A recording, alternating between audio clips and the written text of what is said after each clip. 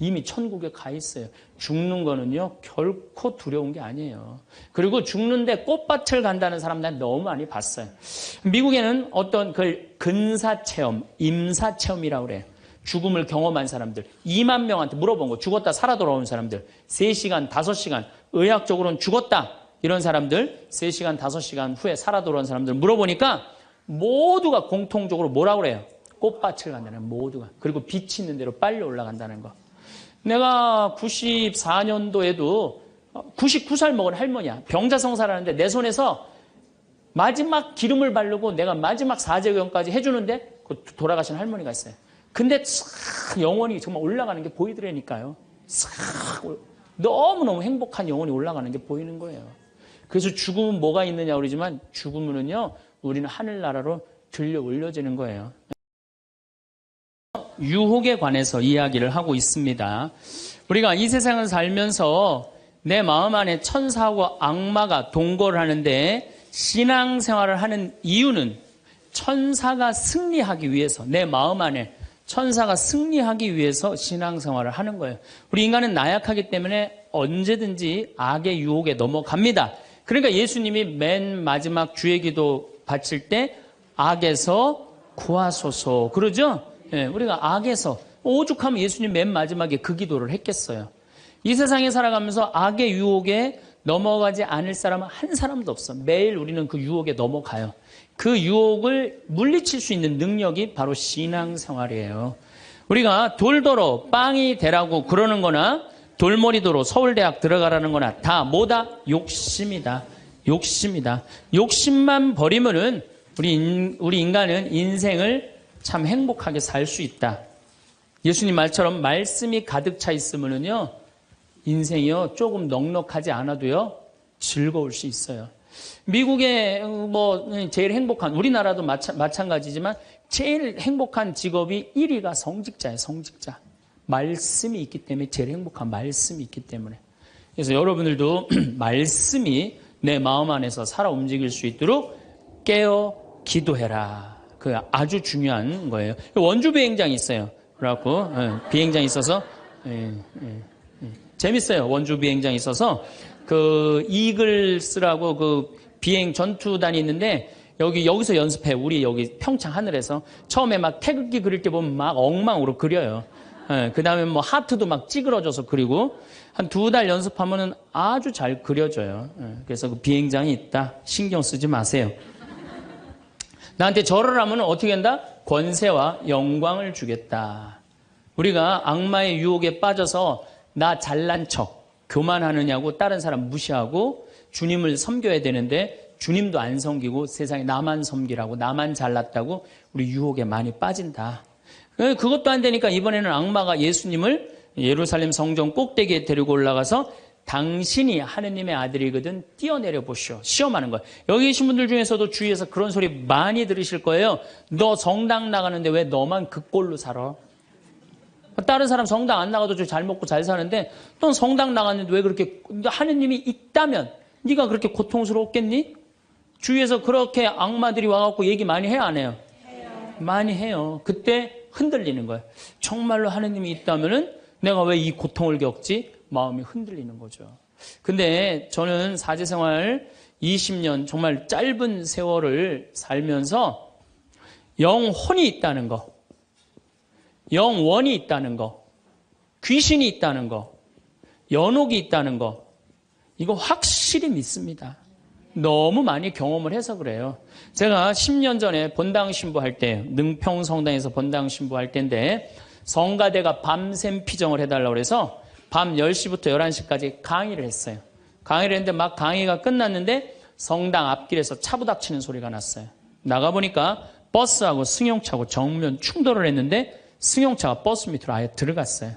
근데 그 승용차에 누가 타고 있었느냐면 우리 본당 사회복지 분과장이 타고 있었어요. 그 자리에서 즉사했어요.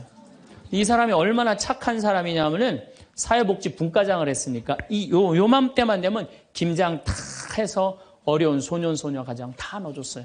쌀 떨어지면 쌀 떨어지면 체크하고 다 넣어주고 성당 짓는다고 삽을 잡으면 삽자를 놓지 않은 형제야. 정말로 살아있는 천사예요, 천사. 그리고 그냥 3월 달에 자기 부자니까 뒷마당에 뿅아리 100마리 풀어놓으면은 그냥 5월, 6월 달 손님 오면 그거 잡아서 삼계탕 해주는 정말 그야말로 천사야. 근데 그 자리에서 즉사를 한 거예요.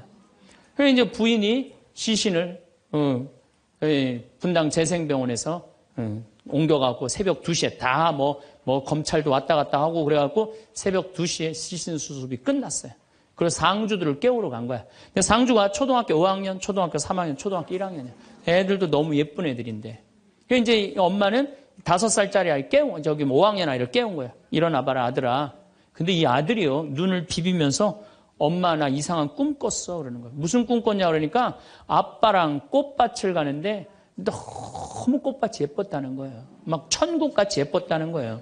근데 그 꽃밭을 끝을 갔는데 손을 잡고 가는데 꽃밭 끝에 갔더니 계단이 하늘로 나 있는데 양쪽에서 날개 달린 천사가 우리 집으로 빨리 올라오라고 막 손짓을 했다고.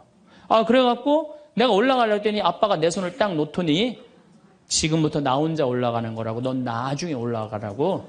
그래갖고 아빠가 막 올라가는 꿈을 꿨다는 거예요.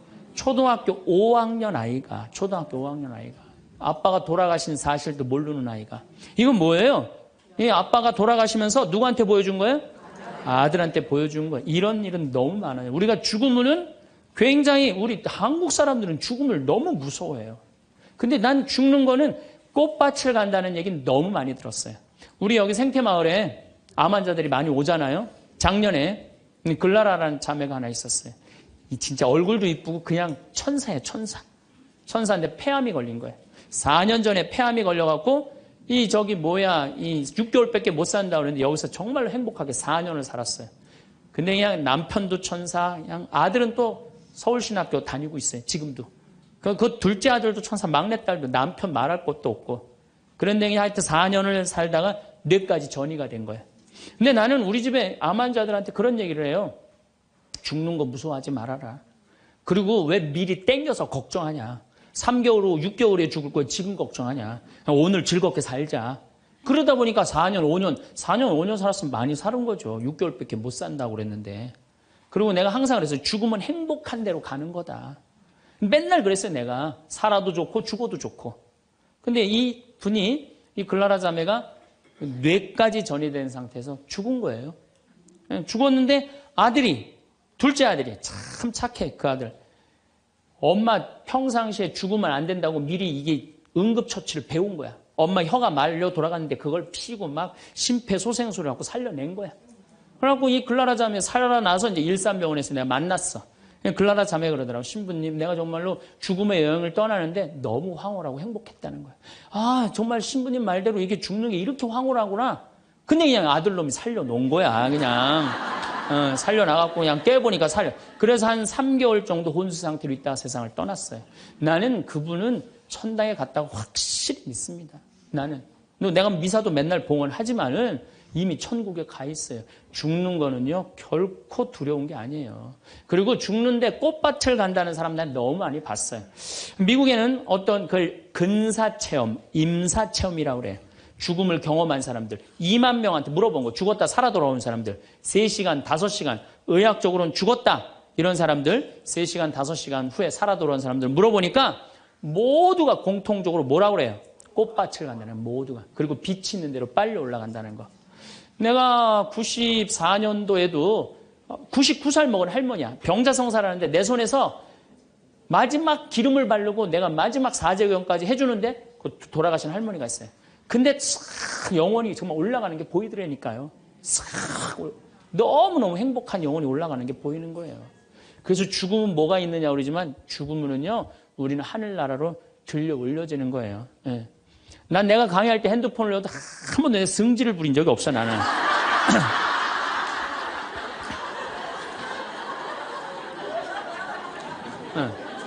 하늘로 싹 불러 올라가는 거예요.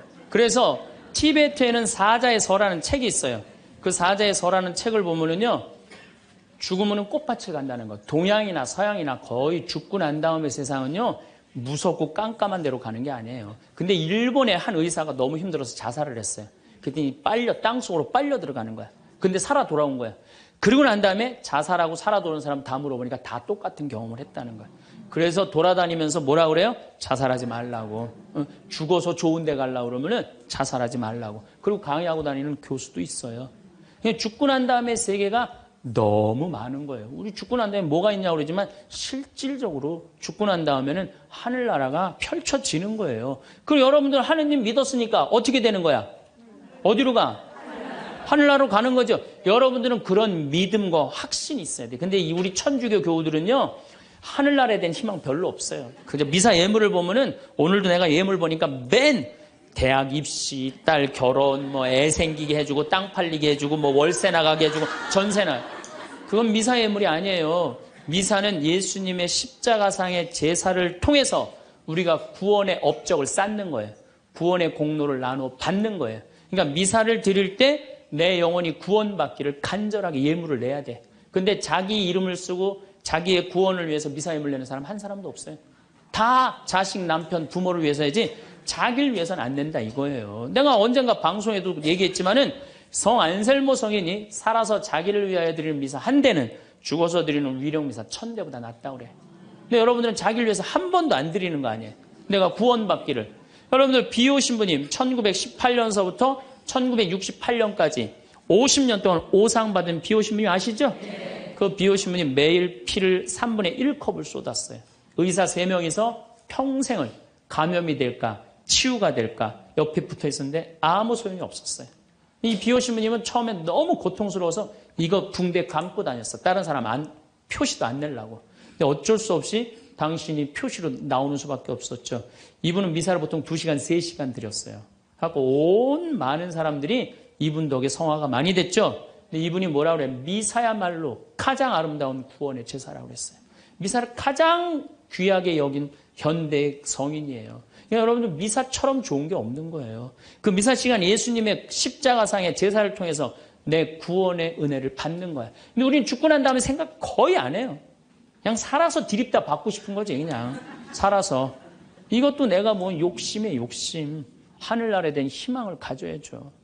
어쨌든 또 더 재미난 거. 이것도 내가 방송에서 얘기한 건데 15년 전에 평택 비전동 본당 신부할 때 1월 첫 주에 엄마, 아빠, 딸 4명이 눈이 빨개져 갖고 왔어요.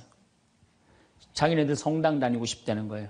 원래 성당 안 다니는데. 왜 성당 다니려고 그러느냐? 그랬더니 아버지가 살아생전에 하느님이 있긴 뭐가 있느냐? 그 니네들이 예수쟁이들이 니네들 돈 뺏어 먹으려고 천당 지옥 겁주는 거다. 죽으면 끝이다. 평생 그랬대요. 하느님을 믿느니 뭘 믿는다? 내 주먹을 믿는다. 맨날 그랬대요. 근데 이 할아버지가 12월 20일 날 돌아가신 거야. 돌아가셨는데 저승길이 있는 거야. 미치는 거지. 죽었는데 아무것도 없는 줄 알았는데 저승길이 있으니 얼마나 미치겠어요.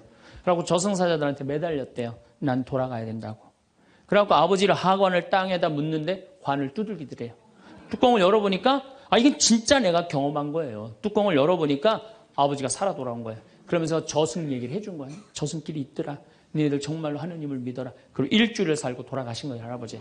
그러고 난 다음에 이제 1월 초에 나와갖고 눈이 빨개갖고 성당 나오겠다고. 저는 그런 경험을 너무너무 많이 해요. 그런 경험을. 또 제가 어떤 경험을 했냐면 내가 신학교 다닐 때 우리 집에서 성당 아무도 안 다녔어요. 성당. 그러니까 내가 신학교 들어갈 때 어머니가 뭐라고 그랬냐면 내가 성당을 나가면 10손가락에 장을 찢은다 그랬어요. 당신이 김옥금인데 황옥금으로 바꾼다 그랬어. 근데 어머니 정말로 어머니 마음을 돌릴 수가 없더라고요. 그래서 내가 맨날 부모를 위한 기도 맨날 바쳤어요. 신학교 때. 1학년 때도 효과가 없고 2학년 1학기 됐는데 어머니가 세례를 받은 거예요. 너무 신기해. 꿈에 교황님이 왔다는 거예요. 요한바울 2세 교황님이 와갖고 이 집이 신부가 날 집인데 네가 그 집을 피면 어떻게 하느냐. 그래서 성당 나가기 싫었는데 어쩔 수 없이 나간 거예요. 당신 내 팔자가 신부 팔자인 줄 알고. 그러니까 우리 어머니가 보통 분은 아니에요. 꿈에 상대해도 교황님 아니면 상대를 안 하니까. 그런데도 그때도 네가 성당 나가라 했으면 내가 안 다녔다는 거예요. 그러니까 완고하셨어요. 근데 자꾸 어머니한테 이상한 일이 벌어지는 거. 어떤 일이 벌어지느냐 하면은 2학년 1학기가 끝나고 어머니가 세례를 받았는데 그 우리 2층 집에 중풍 걸린 형제가 하나 있었어요. 이분이 평생 절에 다니던 분이에요. 경기도 사회복지국장까지 하던 분인데 한 15년인가 누워 있었어요. 근데 죽기 일주일 전에 3일 전에 부인한테 여보 수녀님 좀 데리고 오라고. 그래서 부인이 그랬대. 당신이 무슨 수녀님이냐고. 당신은 평생 절에 다녔으니까 스님을 모시고 와야 된다고. 아니라고. 아래층 신학생이 다니는 성당에 수녀님을 모시고 오라고. 도대체 왜 그러냐고 그러니까 비행기가 한 대 우리 집에 왔는데 나 데리고 갈 비행기라고. 그래갖고 탔더니 신부님하고 수녀님이 꽉 차 있더래. 그리고 의자가 딱 하나 비었는데 수녀님 여기가 당신 자리라고. 그래갖고 이분이 세례를 받은 거예요. 대세 받고 성체 영하고 싶다 그래갖고 이건 성체까지 다 영해주고 그러고 돌아가신 거예요. 그러니까 그냥 굳이 부인이 남편이 그러고 세상을 떠났는데 그냥 성당 다니면서 우리 어머니한테 데모해달라. 우리 어머니는 견진도 안 받고 데모한 거 얼떨결해. 데모해달라고 데모해준 거죠. 어머니 입장에서 좀 이상한 거지. 근데 내가 학부 4학년이 됐는데 내가 하도 난리를 쳐갖고 우리 동네 세례를 많이 받았어요. 신학교 들어간 난리를 쳐갖고 한 30m 떨어진 집이 내가 학부 3학년 때 세례를 받았는데 아들이 교통사고로 죽은 거야. 다음에는 딸이 교통사고로 또 죽은 거야. 오토바이 쳐서. 이거 안 된다. 굿하자. 그래갖고 이제 굿을 하는 거야. 굿을 막 하는데 이 굿이라는 게 진옥이 굿이에요. 죽은 영혼을 위로하는 굿을 진옥이 굿이라고 그래. 처음에 억울하고 분한 영혼을 위로한다고 춤을 춰요. 막 춤을 추다가 그 영혼하고 접신을 해요.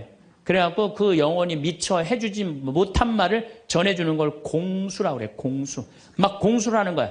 딸 목소리를 내갖고 엄마 아빠 너무 슬퍼하지 마라. 오빠는 천당에 갔고 나도 천당으로 가고 있는 중이야. 그러니까 너무 슬퍼하지 마라. 그리고 엄마 나 오토바이 쳐갖고 구치소에 가는 사람 합의 봐줘. 우리가 이렇게 좋은 데 가는데 뭐 이렇게 나쁘게 할 게 뭐 있어. 그리고 엄마 아빠는 나중에 우리 만나려면 성당에 열심히 다니라고. 그냥 무당이 그냥 혼수 상태에서 성당 열심히 다니라고 막 얘기를 하는 거야. 그러니까 그 굿이 끝나고 난 다음에 우리 집에 온 거예요. 우리가 이런 일이 있었다고. 어머니는 그때까지도 완고했어요. 그저 나한테 맨날 넣으라고 그랬어요. 근데 이제 그걸 경험하고 난 다음에는 어머니가 그러는 거예요. 용어가 바뀌었어요. 학사님 그런 일이 있었다고. 그래갖고 내가 어머니 꼭 붙잡고 어머니 나하고 갈 데가 있다. 어딜 가냐? 부엌에 좀 가자. 부엌에 왜 가냐고. 저 가스불 켜놓고 10손가락에 장 지져야 될 거 아니냐. 저만 그런 게 아니에요. 여러분들도 인생 살아오면서 하느님의 손길이 다 있었어요. 순간순간 다 있으셨죠? 근데 왜 까먹어요? 기도하지 않아서 까먹는 거예요. 끊임없이 기도하고 끊임없이 감사하고 내가 기쁘게 살지 않고 욕심 펴서요. 그 하느님의 모든 사랑과 은혜를 다 까먹고 사는 거예요. 난 여기 온 걸로 족하니까 제발 나한테 기적 일으키지 말라고. 난 지금도 충분하다고. 그것만 해도 충분하죠. 자, 세 번째 발현. 1917년 포르투갈 파티마의 발현이에요. 많이 들어보셨죠? 이 발현은 더 특별해. 9살 루시아, 8살 히아친타, 6살 프란치스코. 이 세 꼬마한테 나타나는 거예요. 얘네들 역시 당연히 뭘 몰라? 글 모르는 아이들이에요. 목동이에요, 목동. 맨날 양 풀어놓고 놀던 아이들이에요. 그런데 이 아이들은 더 특별한 일이 벌어집니다. 어떤 일이 벌어지느냐 하면은 1916년에 이 1차 세계대전 막 끝날 때 1916년에 천사가 나타나요. 3번 나타나요. 너희들한테는 특별한 분이 올 거니까 묵주기도를 열심히 해라. 이렇게 얘기를 해요. 마지막에는 성체까지 영해줘요. 천사가. 특별한 경우죠. 그래갖고 5월 13일 날, 1917년 5월 13일 날, 이날도 이 아이들이 막 양 풀어놓고 신나게 노는데 성모님이 떡갈나무 위에 탁 나타나는 거예요. 너무 아름다운 성모님이. 그래갖고 루시아, 히아친타, 프란치스코 너희들 매달 13일 날 여기 와줄 수 있겠느냐. 네, 오겠습니다. 나는 로사리오의 모후다. 여러분들 이 성모님이 그 유명한 그 계시가 뭐예요? 죄인들의 회개. 그렇죠? 그 다음에 또 뭐가 있어요? 연옥 영혼들을 위해서 기도하고 그 다음에 공산주의 회개를 위해서 기도하라는 그 세 가지 성모님이 내리신 계시죠. 뭐 당연한 거죠. 그런데 7월 13일 날은 이 루시아가 천당, 지옥, 연옥을 세 개를 다 봐요. 그리고 이 루시아는 오랫동안 살죠. 오랫동안 사는 히아친다고 프란치는 중간에 다 죽지만 어렸을 때 루시아한테는 특별한 성모님이 계시를 많이 했죠. 근데 9월 달에 사람들이 3만 명이 모여요. 3만 명이. 왜 3만 명이 모이냐면은 자꾸 너무너무 유명해지니까. 그런데 이때 꽃비가 막 내리는 거야. 근데 사람들한테 올 땐 다 녹아내리는 3만 명이 다 같이 경험을 하는 거예요.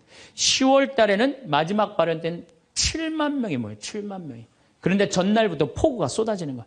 폭우가 막 쏟아지고 그 차가 얼마나 많이 모이냐 100대가 모이고 100대. 1917년에 차 100대면요 엄청나게 많은 거예요. 마차 뭐 130대, 뭐 자전거 뭐 100몇 대, 그리고 7만 명이 걸어서 그냥 환자들 끌고 그냥 다 7만 전 세계에서 온 거예요. 유럽 전 세계에서. 근데 그냥 전달도 12시에 딱 오셨는데 아니 10월 13일 날 12시에 성모님이 나타난다는데 계속 폭우가 쏟아지는데 안 나타나는 거예요. 그러니까 성모님이 안 나타나니까 그 신부님이 뭐라 그래요? 한 신부님이 뭐라 그러냐면은 내가 이거는 일부러 여러분들 읽어주려고 내가 적어 갖고 왔어요.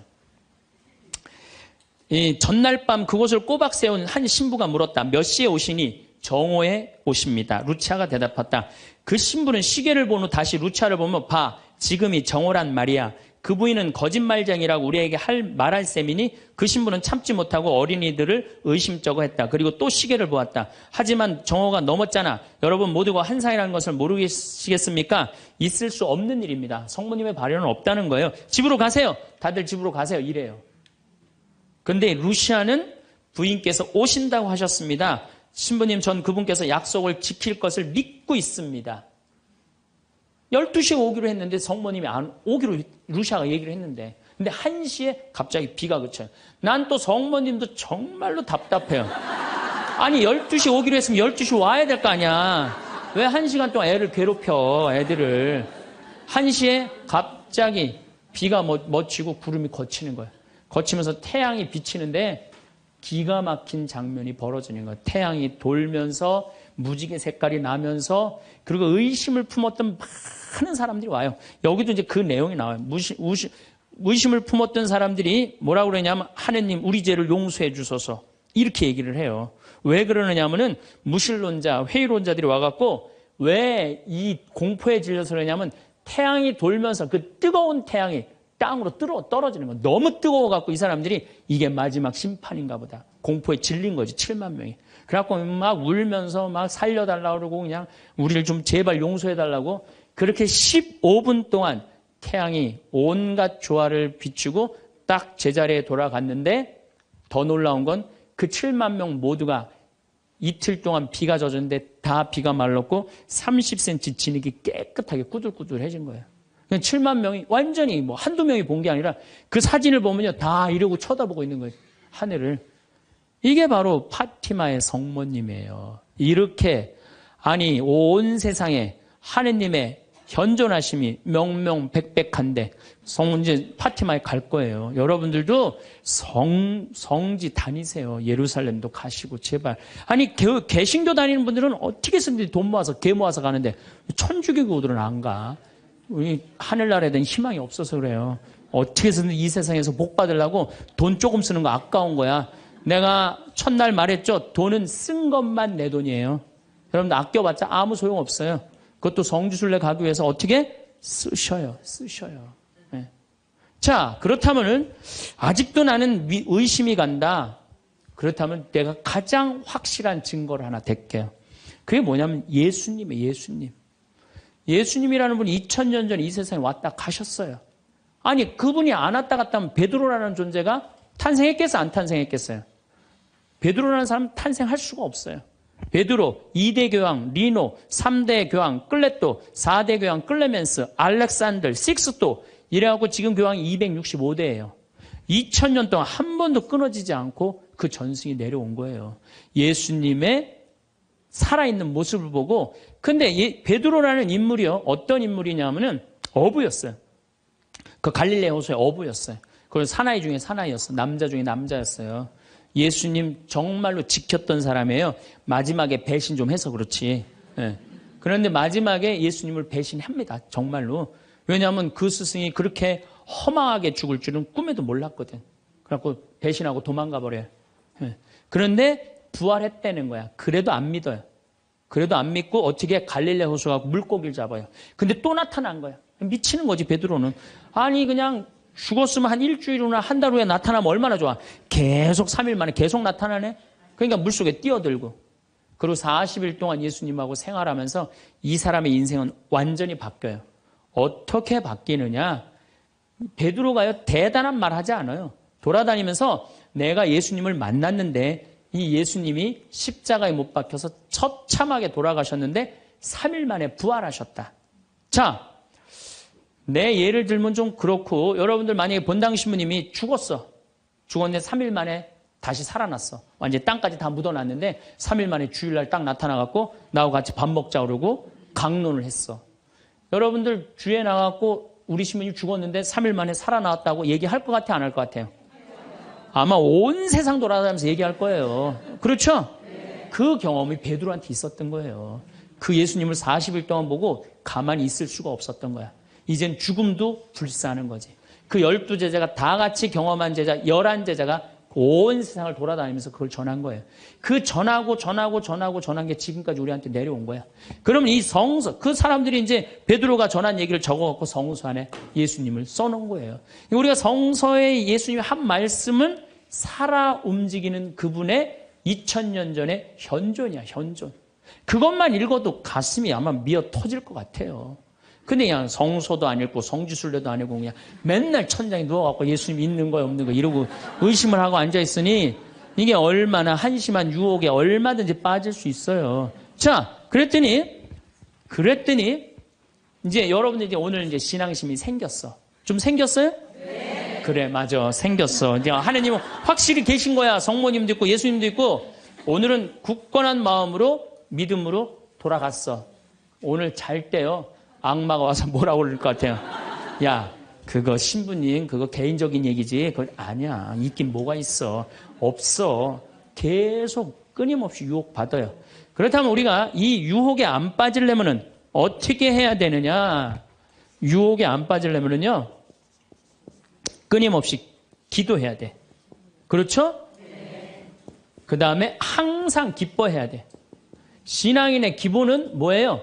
항상 기쁜 거예요. 기쁜 사람은요, 유혹에 안 빠져요. 왜? 이 기쁜 사람은요, 욕심이 없어요. 어떤 사람이 유혹에 많이 빠지면 욕심이 많은 사람이 유혹에 빠져요. 예, 그래갖고 그냥 늘 미움, 분노 이런 사람들이 유혹에 빠지는 거. 더 가지려고 그러는 사람. 욕심이 없는 사람은 항상 기쁠 수 있어. 그 다음에 끊임없이 기도하는 사람. 매일 미사 참여 다니고 묵주기도 열심히 하고 이런 분들 또 피정 열심히 따라다니고 이거 끊임없이 기도하는 거. 이런 사람 유혹에 안 빠져요. 그 다음에 어떤 사람이 유혹에 안 빠지냐면 어떤 처지에서든 감사하는 사람. 이 사람들 유혹에 안 빠져요. 그래서 이 세 가지 이거는 내가 다음 또 3시간에 걸쳐서 여러분들하고 이야기를 나누도록 하겠습니다. 우리 생태마을에 와주셔서 정말로 감사하고 요즘 세계 경제가 상당히 불안해요. 상당히 불안한데 저는요, 여러분들 이런 생각을 해요. 일본이 돈이 없어서 저렇게 지금 불안한 경제 상황을 사느냐?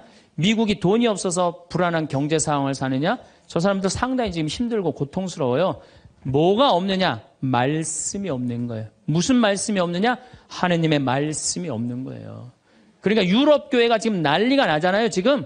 그것도 뭐 때문에 그래? 나는 하느님의 말씀이 없어서 그렇다고 그래요. 생각을 해요.